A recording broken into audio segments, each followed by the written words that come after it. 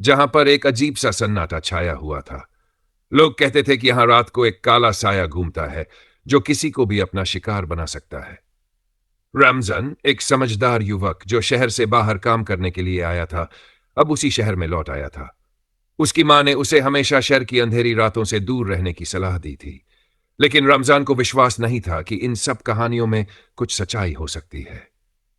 एक दिन शाम को रमजान अपने पुराने दोस्तों के साथ एक पार्टी में शामिल हुआ। जब पार्टी खत्म हुई तो वह अकेला घर वापस लौटने के लिए निकला। जैसे ही उसने शहर की सुनसान सड़कों पर कदम रखा, एक अजीब सी ठंडी हवा चलने लगी।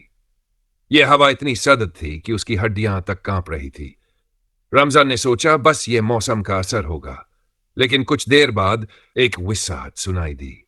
किसी ने उसका नाम पुकारा था।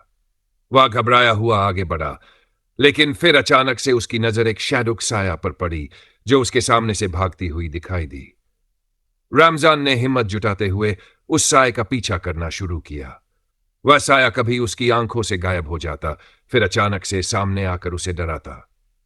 जब रमजान ने दौड़ते हुए उस साये के पास पहुंचने की कोशिश की, तो वह जैसे ही एक पुराने घर के पास पहुंचा, घर के अंदर से एक खौफनाक आवाज सुनाई दी। मुझे छोड़ दो, मैं तुम्हारी मदद नहीं कर सकता। आवाज एक अजनबी व्यक्ति की थी।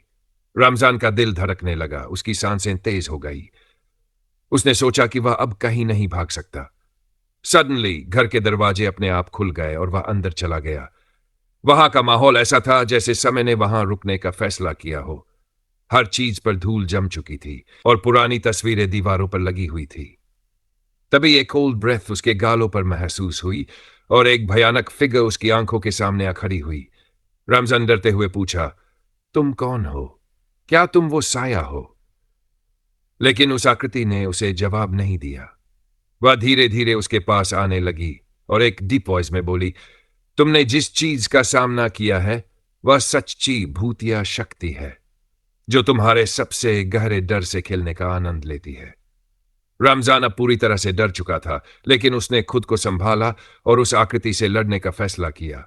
आखिरकार वह आकृति घुलने लगी और अंधेरे में खो गई, जैसे वह कभी वहां थी ही नहीं। रमजान अब अकेला खड़ा था, उसके सामने केवल अंधेरा और रहस्य था। वह समझ नहीं पाया कि उसने जो देखा वह रियल था या फिर सिर्फ उसका दिमाग था। लेकिन एक बात साफ थी, उस रात ने उसे सिखा दिया कि कभी भी किसी अजीब आवाज या दिखावे को हल्के में न लें। उसने अपने दिल को मजबूत किया और उस स्थान को छोड़ दिया, लेकिन उसके मन में यह सवाल हमेशा रहेगा, क्या वह कुछ और देख रहा था या फिर वह केवल डर का शिकार था? रमजान जब उस पुराने घर से बाहर निकला तो उसकी नजरें बहुत थकी हुई थी। वह पूरी तरह से घबराया हुआ था, जैसे उसके दिमाग में कोई अजीब सा फ्यूजन चल रहा हो। उसने सोचा कि शायद वह सब कुछ सिर्फ एक इल्यूजन था, पर उसकी आत्मा गहरी उथल पुथल में थी। वह जानता था कि यह साया सिर्फ उसके डर से खेलता नहीं था, बल्कि एक और डरावनी शक्ति से जुड़ा हुआ था। वह घर के बाहर की सड़ी हुई सड़क पर चल रहा था और अंधेरे में उसकी हर एक आवाज गूंज रही थी। अचानक उसे फिर से वही फुसफुसाहट सुनाई दी, तुम हमें छोड़ नहीं सकते रमजान। इस बार यह आवाज बहुत पास थी, जैसे कोई उसके कानों के पास खड़ा हो। वह तेजी से मुड़ा, लेकिन वहां कोई नहीं था। बस एक सन्नाटा था, और वह सन्नाटा उसे और भी ज्यादा डराने लगा। फियर का एक और स्तर तब सामने आया जब एक खिड़की से कुछ रेड ग्लोइंग आईज, लाल चमकती आंखें दिखाई दी। रमजान ने देखा, लेकिन उन आंखों में कुछ ऐसा था जो उसे भीतर से कंपकंपी से भर देता। उसने समझा कि यह कुछ और नहीं बल्कि उस काले साए की ताकत का प्रतीक है। वह जानता था कि इस शहरी रहस्य से बाहर निकलने का एक ही तरीका है, सच्चाई का सामना करना। उसने अपने आप से यह वादा किया कि वह किसी भी हाल में इस रहस्य को सुलझाएगा। अगले दिन रमजान एक पुरानी पुस्तक की दुकान पर गया, जहां उसे एक किताब मिली जिसका नाम था द कर्स ऑफ शैडोज। यह किताब उस काले साए और उसकी उत्पत्ति के बारे में बताती थी। किताब में लिखा था कि वह साया एक एंशिएंट स्पिरिट, प्राचीन आत्मा है जो अंधेरे और डर को अपनी शक्ति बनाकर किसी भी व्यक्ति को अपनी जकड़ में ले सकता है। वह आत्मा हमेशा उन लोगों को अपना शिकार बनाती थी जो डर के साथ अपने अतीत को छुपाते थे। रमजान ने समझा कि उस रात उसने जो देखा था वह सिर्फ शुरुआत थी। उसने दृढ़ निश्चय किया कि वह अब उस आत्मा से मुकाबला करेगा।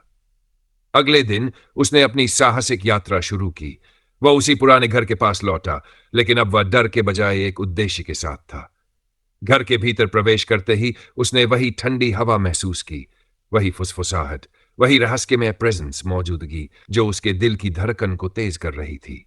उसे लगा जैसे वह आत्मा उसकी तरफ बढ़ रही थी। वह रुका और चुपचाप उसे आने का इशारा किया। आओ, मैं तुम्हारे डर का सामना करने आया हूं। लेकिन जैसे ही वह आत्मा पास आई, सब कुछ बदल गया। उसके सामने एक विजन आया जिसमें उसकी मां का चेहरा दिखा, जो कह रही थी, तुमने सच्चाई का सामना किया, लेकिन क्या तुम तैयार हो उस शाप को तोड़ने के लिए? सामने एक धुंधला प्रकाश फैल गया और अचानक वह साया बिल्कुल पास था। अब रमजान को महसूस हुआ कि यह सिर्फ एक आत्मा नहीं, बल्कि एक प्राचीन कर्स था जो कई पीढ़ियों से इस शहर के साथ जुड़ा हुआ था। वह यह जान चुका था कि उसे इस शाप को खत्म करने के लिए उस आत्मा के पीछे की कहानी को समझना होगा। सन्नाटे में गहरी सांस लेते हुए रमजान ने तथा उस आत्मा से पूछ ही लिया, तुम क्या चाहते हो? तुम क्या चाहते हो मुझे? आत्मा ने एक गहरी आवाज में जवाब दिया, मैं तुम्हारे भीतर की डर को देख रहा हूं। तुम्हारी सबसे बड़ी गिल्ट अपराध ने मुझे तुम तक पहुंचने का रास्ता दिया है। रमजान की आंखों में आंसू थे, लेकिन उसने अपनी पूरी ताकत जुटाई। उसने उस आत्मा से कहा, मैं तुमसे नहीं डरता, मैं खुद को माफ कर चुका हूं। तुम अब मेरी दुनिया का हिस्सा नहीं रह सकते। तभी वह आत्मा एक गहरे चिल्लाहट के साथ हवा में विलीन हो गई और उसके बाद सब कुछ शांत हो गया। रमजान ने अपनी आंखें खोली और पाया कि वह साया अब वहां नहीं था। वह समझ चुका था कि यह डर और रहस्य अब खत्म हो चुका था और वह फ्री मुक्त हो चुका था। वह घर से बाहर निकला, लेकिन उसके मन में एक गहरी शांति थी। उसने उस रात की घटना से बहुत कुछ सीखा था और अब उसे पता था कि किसी भी रहस्य का सामना करने से पहले सबसे पहले सेल्फ एक्सेप्टेंस की आवश्यकता होती है। वह आगे बढ़ चुका था, लेकिन उसके भीतर एक नई ताकत और समझ आ चुकी थी। इस कहानी में फियर, सेल्फ रियलाइजेशन और करेज के तत्व मिलते हैं, जो दर्शाते हैं कि हर अंधेरे से बाहर निकलने के लिए हमें खुद का सामना करना जरूरी होता है।